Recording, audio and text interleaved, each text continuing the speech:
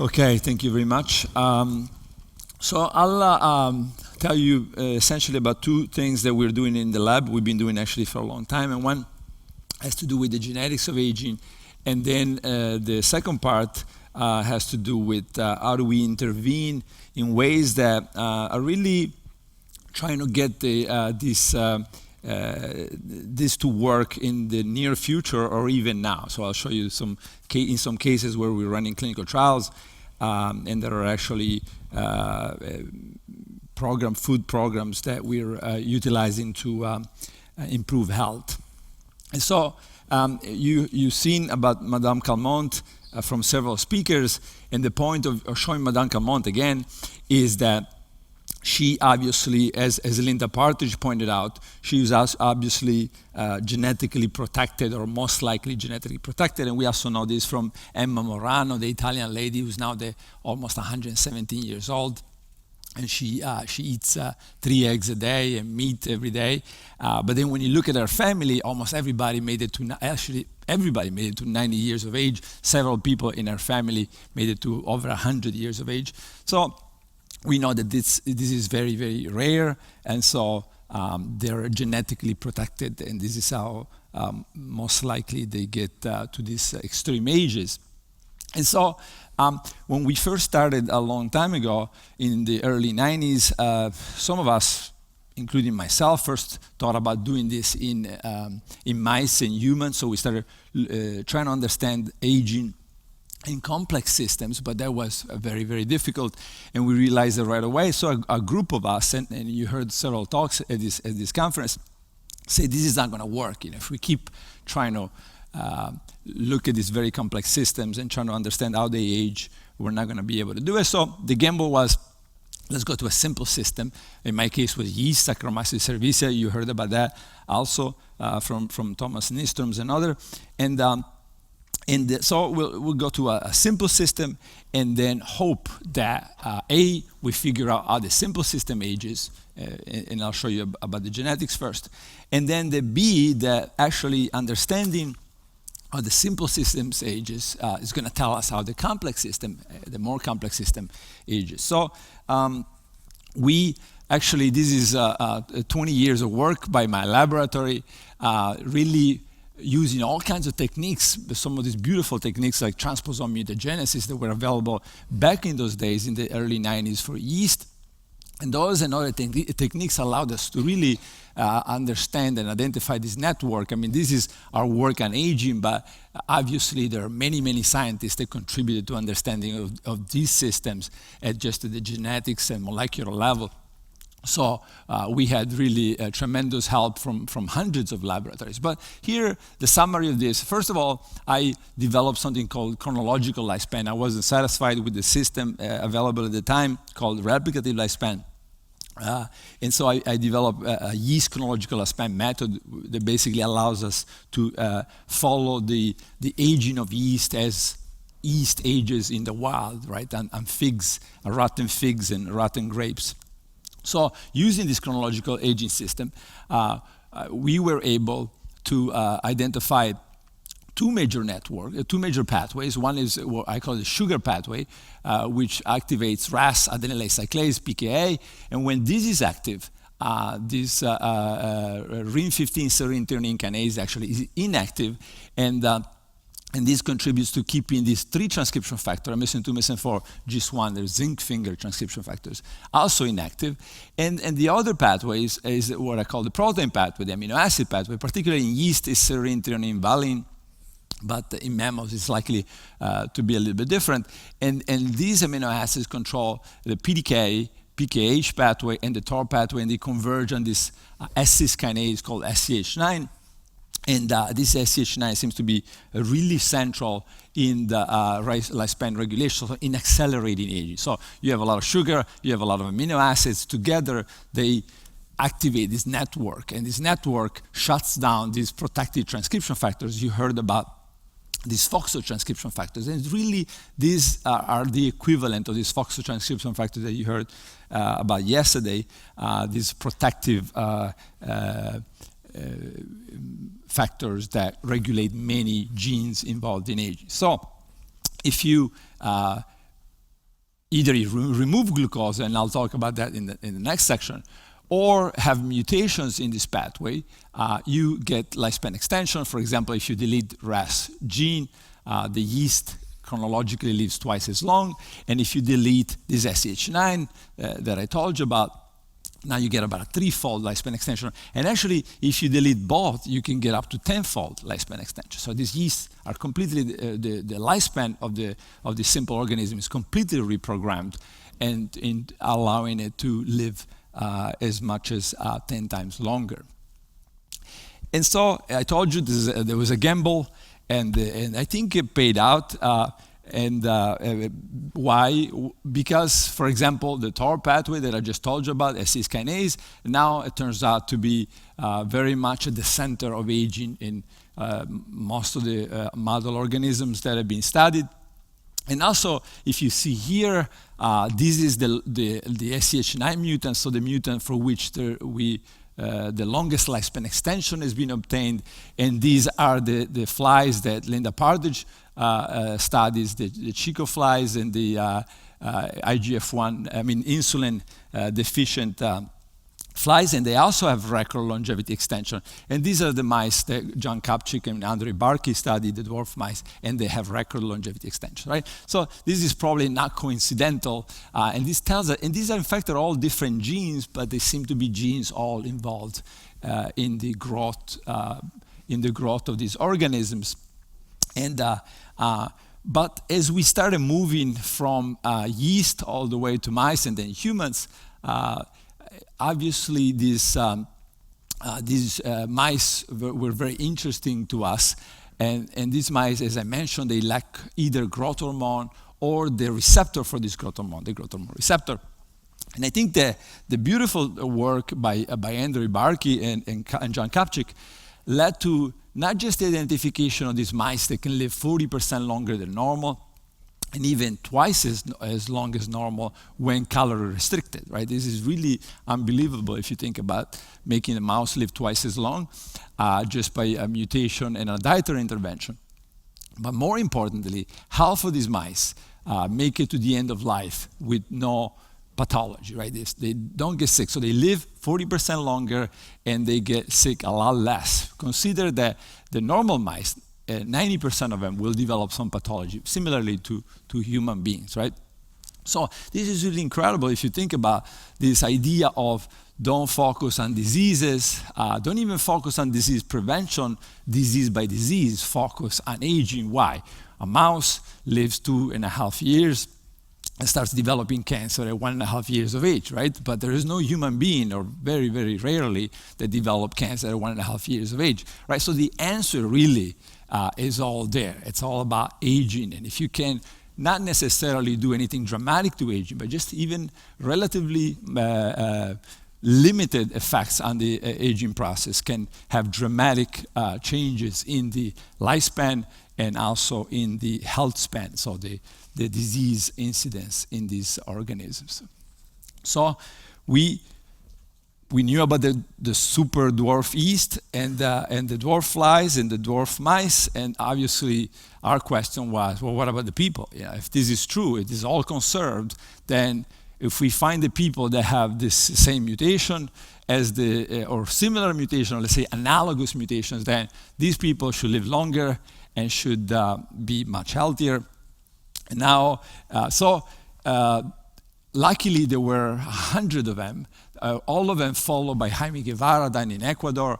So as soon as I heard about that over 10 years ago, we started studying this group of people, and they, like the mice, lacked the growth hormone receptor. And so our question was, do we see any difference in diseases?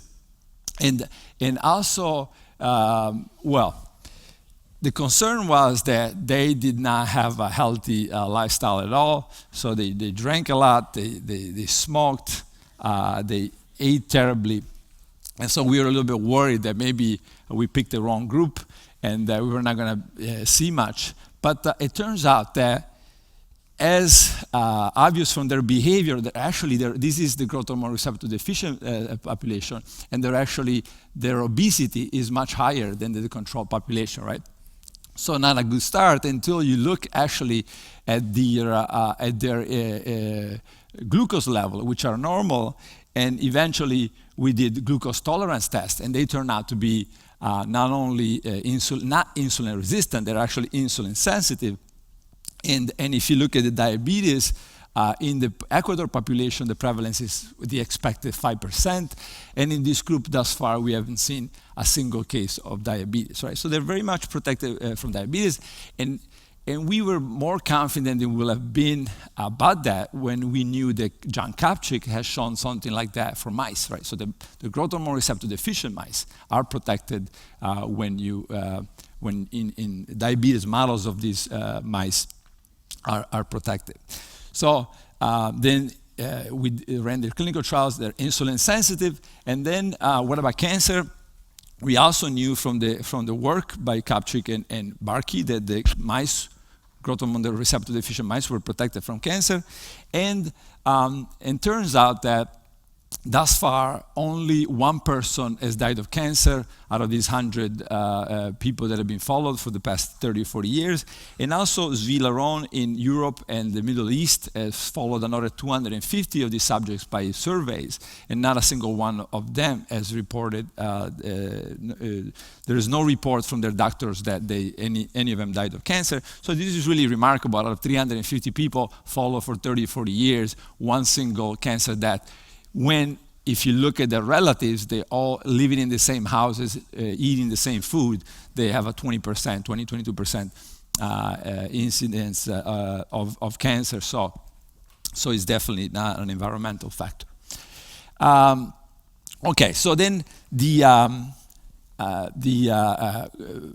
didn't talk about proteins, but we just published a couple of years ago a paper showing that, in fact, the proteins are the major regulator of both the growth hormone IGF-1 signaling and the cis kinase signaling pathways, right? So then we looked at people having high protein diet and low protein diet, and in fact we showed that people that were on a low protein diet were protected at their lower risk for cancer and potentially diabetes, and also lower risk for overall mortality. So this, together with a lot of other data suggesting that the inhibition of these pathways can lead to reduced aging rate and reduce diseases. I'm not going to talk too much about this because we're still working on that pathway. Okay, so then what about dietary intervention? So a lot of the times I was always surprised because when you look at science, we're always talking about things that are going to happen 20 years from now, 30 years from now. And then when we first started working with fasting, we were getting emails from cancer patients saying, you know, I have the problem now. What can I do now, right? So I was always very surprised that there's almost nothing for now, right? There's always things for the distant future. And so we had known for decades that if you take yeast and you switch it to water, and this is one of the first experiments I did as a graduate student, they live, not only they don't starve to death, but they live longer, right? And they become very resistant. So this always stuck with me. And so I started thinking, well, is there a way to exploit this? Is there a way to control these genes that regulate aging by a dietary intervention? And the first thing that I started thinking was this extreme stress resistance that yeast acquire when they're switched from sugar to water, right? So they become very resistant. And I also started thinking, what would be the disease where we can utilize this the most? And I thought about cancer. Chemotherapy is probably the one toxin that we're most likely to be exposed to in our lifetime, right? Or almost 40% of people will be diagnosed with some type of cancer. So then I said, well, let's use it for chemotherapy, right? It's a chemotherapy resistance. And we knew that the fasting caused dramatic changes in glucose. And so remember the glucose pro-aging pathway, and also IGF-1, 70% decrease in IGF-1, and a 10 to 20-fold increase in IGF-BP1. So if you starve a mouse or a person you have this dramatic reprogramming of the whole system, and it seems to be a reprogramming that is very much consistent with the stress-resistant profile. These growth factors goes down, sugar go down, and the system gets into this protective mode. At least that was the hypothesis. And so the first experiment was done in mice, and Lizia and Cheng-Gan Lee, my lab, performed those. And the experiment was very simple. If what we knew from yeast was true, then if we starve mice, we would be able to protect them from chemotherapy, but the cancer cells will not be protected. Why? Because if you remember what I showed you are the proto-oncogenes, so the genes that are then mutated to become oncogenes, they're the ones that control stress resistance. So by definition then, the oncogenes in any cancer will shut down this protective system. So it doesn't matter what you do, if you starve the cells or not, they'll keep being in a sensitized mode, right? So the oncogenes are always on, you cannot shut them off, but the normal cells will respond by being protected. So you starve, normal cells are protected, cancer cells, because oncogenes are on, cannot be protected, right? So this was the hypothesis that we would be able to exploit. And so at the beginning, we always start with yeast and say, well, if this is true, it should work with yeast. And I just summarize the experiment without going into the details. But basically, it was the following. You take a normal yeast and you starve it, and then you take the same normal yeast but have a constitutively expressed oncogenes, right? So RAS Val19, so where to mimic a cancer cell. And the idea was, if you then mix the normal yeast with the cancer-like yeast in the same flask, and then you use chemotherapy, you should be able, even though they're mixed together, you should be able to just kill the cancer-like cells, right? The ones expressing this RAS Val19, this constitutively active RAS. And in fact, that's what happened. This is MMS or cyclophosphamide, and you see here are the cells that mimic fasting. They are also fasted, and these are the cells but these are normal cells. And these are the cells instead expressing the oncogene-like RAS Val19. So now the alkylating agent can kill specifically only the ones that express the oncogene-like RAS, and this is also the case for cyclophosphamide, a widely used chemotherapy drug, right? So, and this we call differential stress resistance, the ability to protect only normal cells that are obeying and not cancer cells which are disobeying. And then we did this in mice, as I mentioned, and it worked extremely well. So this is cisplatin, and these are the mice that were fasted before chemotherapy, and these are the mice that were on a regular diet before chemotherapy. And this is doxorubicin, mice fasted before chemo, mice on the regular diet. So it's really dramatic differences, and I'll just show you a video. I don't know why this jumped.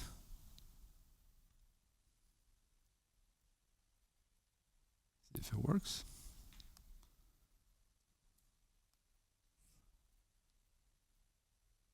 Yeah, so on the left are the ones that were fasted before chemotherapy, so they're moving around normally. And on the right are the ones that received the normal food, as most patients around the world do, and as most oncologists recommend. So a big difference between the two. And of course, the one on the right, 65% of them will die in the following 10 days, whereas almost none of the mice that were starved before chemo died. Okay, so then as we were approaching the oncologists, they all say, well, so what? What if you're probably also protecting the cancer cells? And we thought, no, we don't think so, but they say, show it to us. And so again, yeast, we turn back to yeast, and the idea, again, is simple. And if you have yeast in glucose, whether they have an oncogene like RAS or not, it doesn't really make any difference. It's heat shock, hydrogen peroxide, menadione. But then if you starve them, and you have cells disobeying by having this oncogene like gene always on, then the starvation together with the stress makes the cells, the cancer-like yeast cells, very sensitive to stress, right? And that's what we call differential stress sensitization. Why? I use the analogy of somebody in the desert. It's very hot, you're in the desert, somebody keeps running, without water, you have a problem, right? So maybe if you have plenty of water, you're fine. But you have no water, you got to stop, go in the shade, right? And the cancer cells, instead, by disobeying, they get in this situation that there's no sugar, or there's very little sugar, but yet you keep having these oncogenes pushing you to grow, and it's just not sustainable, right? And so we thought it's just such a simple concept. Maybe it work. And it does work, at least in mice. And so here, just one cycle of chemotherapy plus fasting, you're starting to obtain about 10% of the mice that are cancer-free, right? And in this case, a couple of cycles, you get 40%. This is breast cancer, this is neuroblastoma. You get 40% of the mice that are cancer-free after 6 months, right? So it's really able to, the combination of the stress, the high stress, and the starvation condition really makes it very difficult for any cancer cell to survive in the mouse. And this is a study by a group in Switzerland from a few years ago. And I just focus on these two panels. This is lung carcinoma and mesothelioma. And basically, this is showing the percentage cancer-free survivors, right? So if you do nothing, all the mice die. Cisplatin, all the mice die. Fasting, all the mice die. And then you have fasting plus cisplatin. And now you have 40% of the mice that are cancer-free. And same thing here for mesothelioma. Combination of the starvation and the chemotherapy is now getting about 60% of the mice to be cancer-free. So to summarize this part, you starve a system, you starve normal cells, a mouse, and we believe also humans, and I'll show you some data. The IGF-1 growth factor goes down, IGF-BP1 goes up, glucose goes down, and probably, and we're doing a lot of work on this, probably through these transcription factors that you heard about that are protective, the cells go into a protective mode, you reduce growth and focus on protection. In tumor cells, it doesn't really matter where the oncogenic mutation is. The main thing is they're, by definition, disobedient, and they're just going to keep on growing, and this makes them not only not protected, makes them sensitive. So now you have protection of normal cells and systems and sensitization of the cancer, and that's exactly what you want. Okay, so then this is another experiment done by Chai Wei in my lab a few years ago, and again, as I just showed you, you starve the mice, and this is cyclophosphamide, a drug that hits specifically bone marrow cells and blood cells, and used for a wide variety of cancers. And so again, here you see 6 cycles of the fasting plus chemotherapy. All the mice are alive, and this is the chemotherapy alone, and now you have 60% of the mice dead. But this is not the point. I wanted to sort of start focusing on the bone marrow, and you see here protection of bone marrow cells by fasting, less apoptosis, protection of the stem and progenitor cells by fasting, less apoptosis in them. And then when you look at DNA breaks, if you hit the mice with cyclophosphamide, you have a much higher level of DNA breaks in the cyclophosphamide-treated mice, and much lower if it's combined with fasting. But my point is really this. It's not about protection anymore. It's about regeneration. And so as we were doing this, we noticed that after 6 cycles of the fasting plus chemotherapy, the white blood cell number, which was not protected by fasting. So stem cells are protected, but white blood cells are not. And so they go down after chemo, and they stay down. But then after 6 cycles, they go back to normal levels, right? So we thought this cannot be protection. It has to be regeneration. And also, if you look at the lymphoid-myeloid ratio, is nearly going back to the normal level. So we start looking at the possibility that fasting actually can turn on the regenerative system in the mouse. And so this is the hematopoietic stem cell system, where you have long-term hematopoietic stem cells, HSCs, that are self-renewing, and they can give rise to themselves, basically. And short-term HSCs, progenitor cells, and then they can split either into the myeloid cells or lymphocytes. So we first looked at, does fasting increase stem and progenitor cells? And it does. But more importantly, we did transplants. So we took bone marrow cells, either from cyclophosphamide-treated, chemotherapy-treated mice, or chemotherapy-treated mice that also were fasted before the chemotherapy, and then transplanted into irradiated mice, and then looked at how competitive, how functional are these bone marrow stem cells. And you see here, after 1 month or 4 months, the stem cells from the fasted mice are much better at generating peripheral blood cells. So they're not only higher level, but they're also functional and able to give rise to a functional immune system. Okay, then just very briefly, we've done a lot of work on the mechanism, but certainly growth hormone deficiency, again, not only is involved in protection, but it seems to be also pushing the system to regenerate. So when we use growth hormone, these long-lived growth hormone receptor deficient mice, we saw the same trend where after so many cycles of chemotherapy, the white blood cell number goes back to nearly normal because of this IGF-1 and probably insulin deficiency. Okay, so fasting reduces growth hormone receptor IGF-1 signaling and increases hematopoietic stem and progenitor cells, which leads to white blood cell recovery. And just, of course, we did a lot of work on mechanism, but I'll just show you the key take-home message, which was by inhibiting either IGF-1 or inhibiting pKa. And remember pKa from the yeast work that is very central in accelerating aging. But it seems like in mammalian system, the inhibition of either IGF-1 or pKa is causing a long-term effects on the stem cells, increasing the stem and progenitor cells that have long-term effects on the peripheral blood. So that means that the same genes that are accelerating aging are also blocking regeneration of the blood system.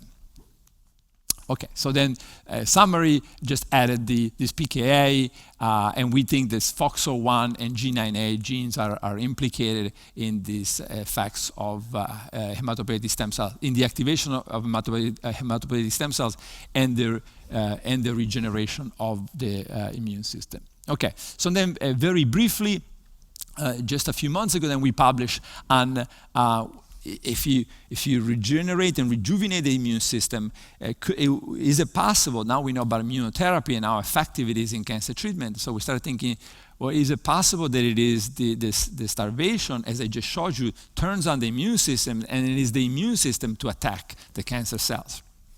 And we started with a cancer, breast cancer, which is not particularly sensitive to this immunotherapy. It's not being one of the cancers for which immunotherapy has been successful.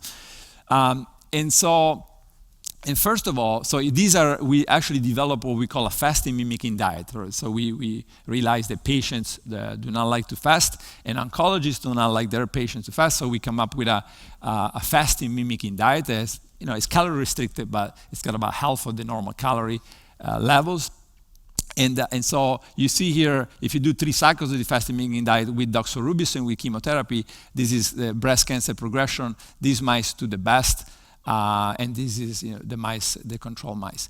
But the most important thing was, if you look at tumor-infiltrating lymphocytes, only the combination of the fasting and the chemotherapy causes a major increase in the T cells, the cytotoxic T cells, now being associated with the tumor. And also a decrease in the level of regulatory cells, that are inhibitory cells at the tumor site. And then when we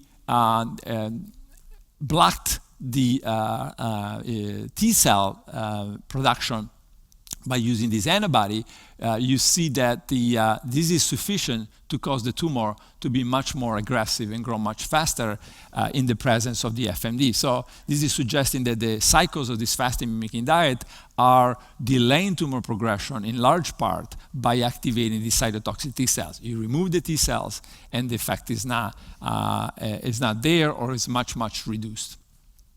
So, then I'm just going to skip this slide. This is about mechanism. We figured out that this heme oxygenase 1 that breaks down heme, this enzyme that breaks down heme, is lower in the fasting, and this lowering is key in these effects on the immune system. And I'll just summarize it here, which is normally you have very few tumor-infiltrated lymphocytes on these breast cancer cells, and you'll have a lot of the regulatory cells.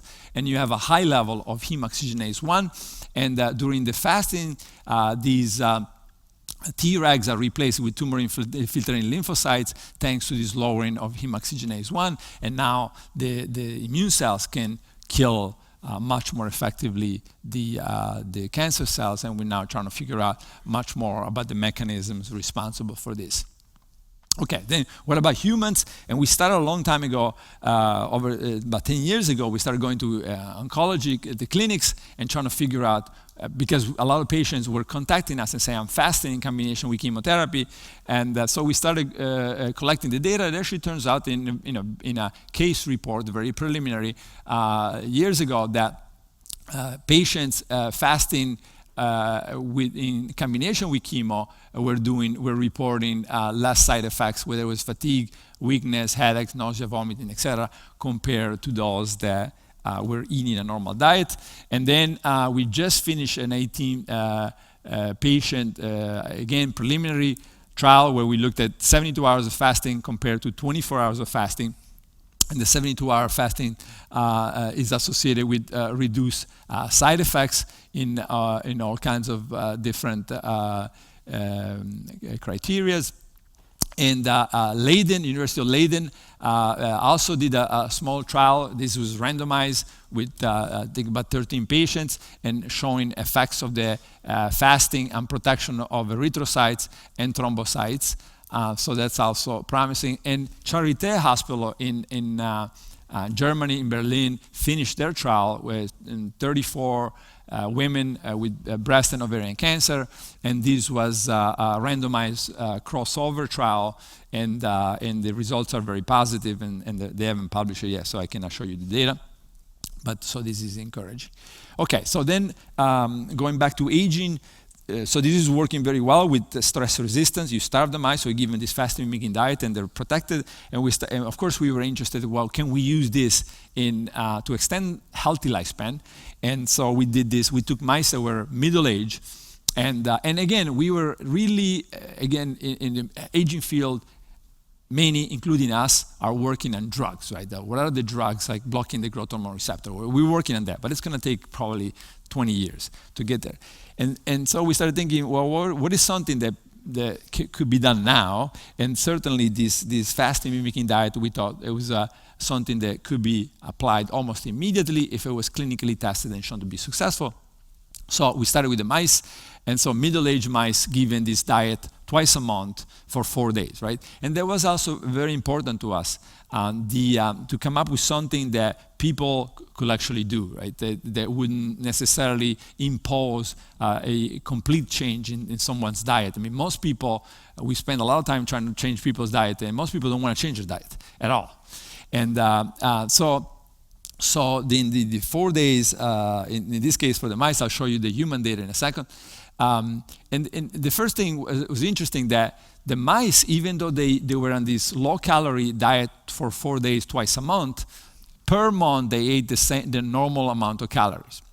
So they were not really overall calorie restricted, and yet they lost a lot of weight. And you may have heard there was an article in the New York Times recently talking about these extreme diets that actually slow down metabolism.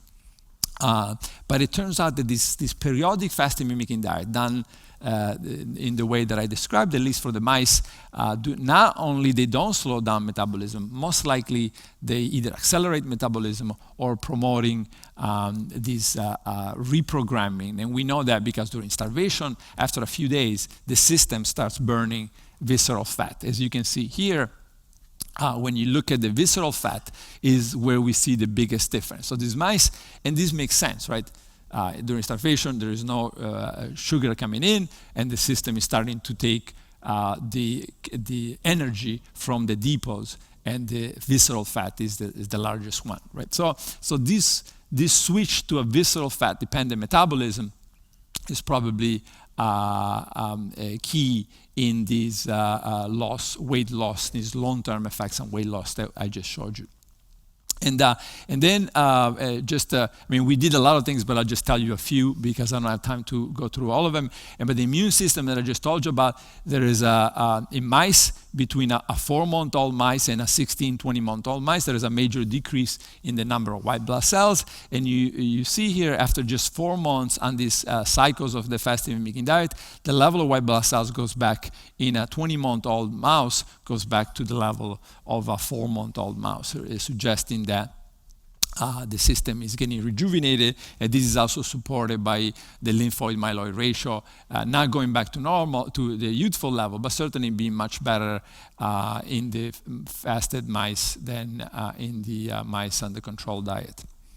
And so, of course, there is, as I just showed you, a tight link between immune system and cancer progression. So we looked at cancer, the tumors, and you see here the mice on the FMD cycles, they have nearly half of the tumors compared to the mice on the regular diet. And if you look at when they get the tumors, everything is postponed. So you see here the gray dots are the tumors being detected in the mice on the normal diet, and the red dots are the tumor in the mice on the fasting-mimicking diet. You see that everything is postponed.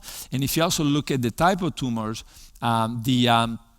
the mice on the FMD have most of the lesion in 2 or less organs, and the mice on the control diet, a lot of them are 3 and more organs, suggesting that the FMD reduces the tumors, postpones the tumors, but also switches them from malignant to benign. Right? So it's really powerful effect of this periodic diet. Then the effect on health span is the biggest actually at the 75% point, and then it becomes 11% lifespan extension as a mean lifespan, and then it disappears by the maximum lifespan. And we suspect, as we've shown for protein intake, that there are different phases of life, and that mice, and we actually know that mice that are very old don't like to be put on these extreme diets. So the same thing that works up to a certain age in a very old mouse is probably detrimental. So now we're trying to understand how we can keep the benefits that we see up to in all mice, and maybe have this also affect the maximum lifespan.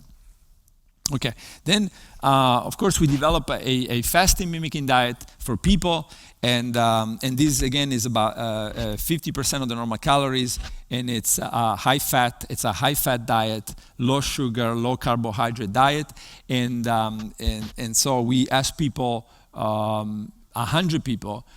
We enrolled them, and 71 of them went on 3 cycles of this diet. It's 5 days long, once a month for 3 months. So we measure baseline, and then we measure everything again 1 week after the 3rd cycle. So we wanted to do most of the measurements when they're on the normal diet and not when they're on this fasting-mimicking diet. It's a vegan diet, mostly nuts and vegetables is what's composing this diet. So high fat, good fats, and high vegetable. And I just show you a few slides on this, and then I'm done. And we showed that this is from the 38 patients. Now we're up to 100 patients, but this is the results from the 38 patients. And you see, as I showed you for mice, trunk fat is specifically reduced, but no effect on lean body mass. In fact, the relative lean body mass goes up.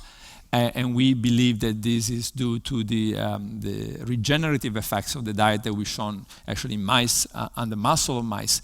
And if you look at IGF-1, one of the markers and potential risk factor for cancer associated with many different cancers, levels of above 200 are associated with many different cancers. There is a major long-term reduction in the level of IGF-1. C-reactive protein, a major inflammatory marker associated with the risk factor for cardiovascular diseases. And almost every patient that had a high risk or moderate risk level of this C-reactive protein moved back to the either normal level or nearly normal level. And we believe that, as we demonstrated for mice, that this the increase in the regenerative in stem cells and the regeneration in multiple systems is largely, this is speculation. We don't know that. We know it from mice, but we have no idea for people. But certainly this slide makes us think that this is much more about regeneration and rejuvenation than blocking anything. So for example, if you look at BMI, the effect of the 3 cycles of the FMD on people that had normal weight is not very high, but it's much higher on the ones that were obese to start with. Effects on systolic blood pressure, not big on people that have normal blood pressure, but much bigger on people that have that are hypertense. Same thing for diastolic. IGF-1, relatively small effect on people that have low IGF-1, much bigger on people that have over 225 IGF-1 level. Glucose, no effect on people that have normal fasting glucose, but an effect on people that are pre-diabetic. Same thing for triglyceride, cholesterol, LDL, C-reactive protein, right? So, I mean, there's many explanations for this, but we think the most likely is that by fixing a lot of the organs, or certainly helping to fix a lot of the systems, everything is being normalized. So if you have a low level of blood pressure and the system is already working very well, and this FMD refeeding cycles probably don't do very much.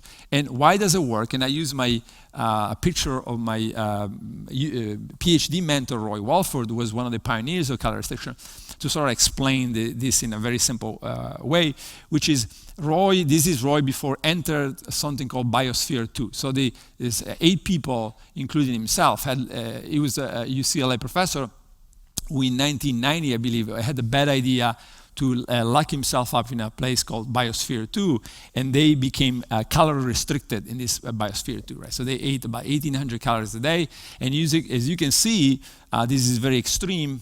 And but the point I'm trying to make, that if you look at Walford before he entered and Walford here, most of his organs, for example, his liver here was probably about half of the size that it was before he entered Biosphere. So now you have a liver that goes down to half of the size. But not just the liver, the muscle, the heart, everything now is much smaller. And we know this from mouse studies, but obviously you can tell also by just looking at this picture.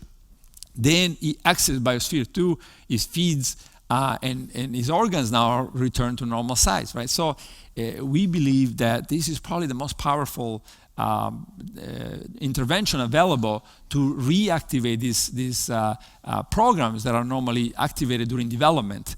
And I showed you one example with the hematopoietic system, right? So the white blood cells during fasting go down, the stem cells are turned on, and then when you refeed, that's most of the effects is not happening when you fast, it's happening when you refeed. Now during refeeding, everything is now being regenerated, whether it's the muscle, the liver, the blood system, and even the brain. We're showing cells in the brain, stem cells in the brain being activated. So we think this is probably one of the most powerful ways to reactivate this natural rejuvenating system that is able to turn on the good stem cells and rebuild the system. I mean, of course, there are limitations. It's not like becoming a brand new system, but certainly there's a lot of evidence that I just showed you that, and the patients in the trial were 20 to 70 years old. So a lot of evidence in all age ranges that you can rejuvenate at least a little bit the system, and that rejuvenation can have major effects on risk factors for diseases. And I already thanked the people, so that's all I have. Thank you very much.